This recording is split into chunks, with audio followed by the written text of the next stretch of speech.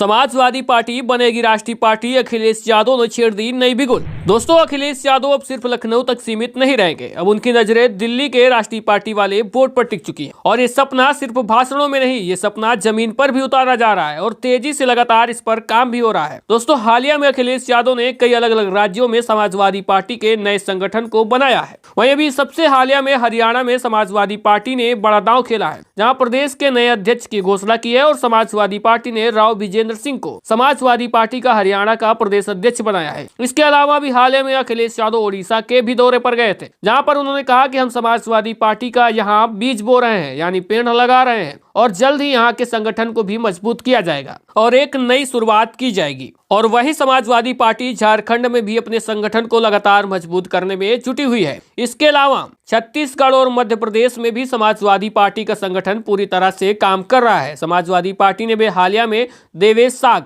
जो कि एटा के सांसद हैं, उनको प्रदेश का प्रभारी बनाया था, मध्य प्रदेश और छत्तीसगढ़ का। मध्य प्रदेश में समाजवादी पार्टी पिछले विधानसभा चुनाव में लड़ भी चुकी है। हालांकि परिणाम क्या थे वो बात अलग है, लेकिन समाजवादी पार्टी लगातार अलग अलग प्रदेशों में अपने संगठन को मजबूत करके चुनाव लड़ने के प्रयास में रहती है और अपनी उपस्थिति दर्ज करा रही है। और इसी के साथ समाजवादी पार्टी ने जम्मू कश्मीर में भी पिछला चुनाव लड़ा था, यानी विधानसभा का। समय बहुत कम मिला था, लेकिन फिर भी समाजवादी पार्टी ने अपनी उपस्थिति दर्ज कराई थी। और इसके अलावा महाराष्ट्र में भी समाजवादी पार्टी का संगठन लगातार काम कर रहा है और 2 विधायक भी हैं। और अभी बीएमसी के चुनाव में भी समाजवादी पार्टी ने 2 सीटों पर जीत दर्ज की थी। यानी अब सिर्फ उत्तर प्रदेश नहीं, उत्तर प्रदेश के अलावा देश के अलग अलग राज्यों में समाजवादी पार्टी लगातार अपने संगठन को लेकर काम कर रही है और जल्द ही सपा को राष्ट्रीय पार्टी का दर्जा दिलाने के लिए अखिलेश यादव निरंतर प्रयास में है। क्योंकि जब से 2024 के लोकसभा चुनाव में समाजवादी पार्टी ने 37 सांसदों को जिताकर लोकसभा में अपनी दमदार उपस्थिति दर्ज की है, उसके बाद समाजवादी पार्टी के कार्यकर्ताओं के हौसले भी बुलंद हैं।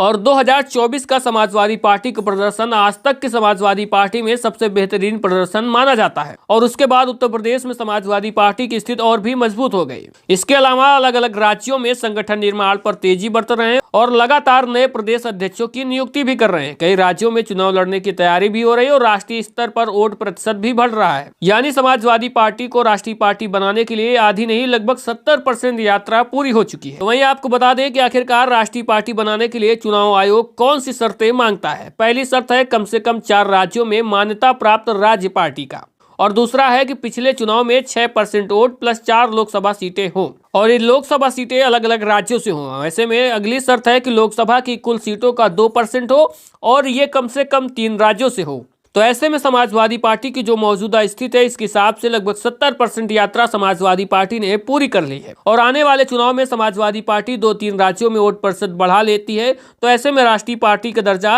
अब दूर नहीं होगा। और इसी वोट परसेंटेज को बढ़ाने के लिए समाजवादी पार्टी देश के अलग अलग राज्यों में चुनाव लड़ रही है। तो ऐसे में आपको क्या लगता है, क्या समाजवादी पार्टी राष्ट्रीय पार्टी बन पाएगी? क्या अखिलेश यादव की रणनीति काम करेगी? अपनी राय कमेंट बॉक्स में जरूर बताएं और साथ में अगर वीडियो में दी गई जानकारी अच्छी लगी है तो ज्यादा से ज्यादा लाइक और शेयर करके चैनल को भी सब्सक्राइब और फॉलो करिएगा।